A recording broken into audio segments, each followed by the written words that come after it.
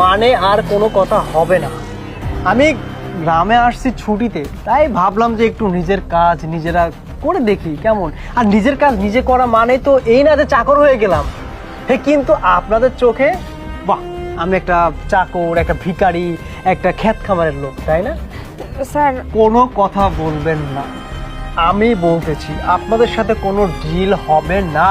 না, get out. Sir please sir, আমাদের ভুল হয়ে গেছে, আমাদের এবারকার মতো আমাদের অনেক বড় ক্ষতি হয়ে যাবে স্যার যদি আমরা ডিলটা নিয়ে যেতে না পারি।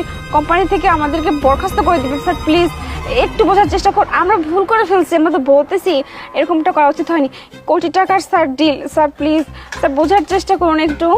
হ্যাঁ, আমি বোঝার আর কোনো চেষ্টা করব না, কারণ আপনারা যে কোম্পানিতে আছেন ওই কোম্পানির মালিক তো আর জানে না যে আপনারা কতটা অসৎ মানুষ। সে যদি জানতো, আমার বিশ্বাস আপনাদেরকে গলা ধাক্কা দিয়ে বের করে দিত। তাই আমি বলছি কি, এটা জানার আগেই আপনারা এখান থেকে চলে যান। আর বেশি কথা বললে কিন্তু আমি আপনাদের কোম্পানির মালিককে ফোন দিয়ে একদম সব কিছু। না না না স্যার, গেট আউট। কোনো ডিল হবে না, যান।